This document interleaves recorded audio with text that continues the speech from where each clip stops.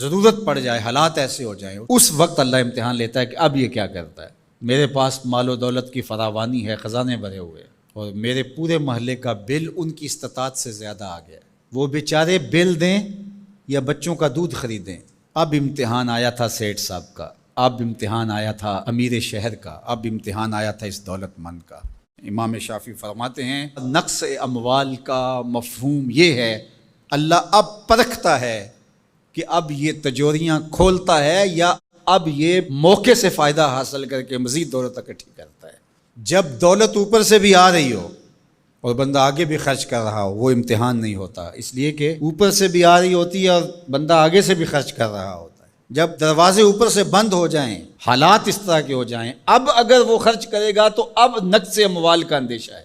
تو کہا یہ تھا امتحان، اللہ دیکھتا ہے کہ اس امتحان میں کون پورا نکلتا ہے، یہ اللہ آزماتا ہے۔ اس وقت آزمائش ہے امیروں کی، غریبوں کی تو ہے ہی ہے، غریب تو بیچارے مر گئے ہیں، ان کے پاس ہی کچھ نہیں رہا، ان کی تو زندگی زہرناک ہو گئی ہے، وہ تو جس حالت میں ہیں الیاذ باللہ۔ لیکن اس سے بڑا امتحان امراء کا ہے، اہل ثروت کا ہے، یہ ہے ابتلا جو امام شافعی فرماتے ہیں۔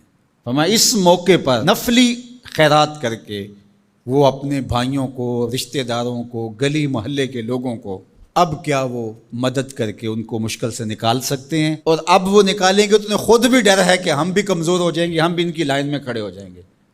اللہ فرماتا ہے یہی تو ہم نے تم سے امتحان لینا تھا، اور اگر تم امتحان دے دیتے، کامیاب ہو جاتے، تمہیں اس لائن میں نہ آنے دیتے، ان کو بھی اٹھا کے اللہ اوپر کر دیتا۔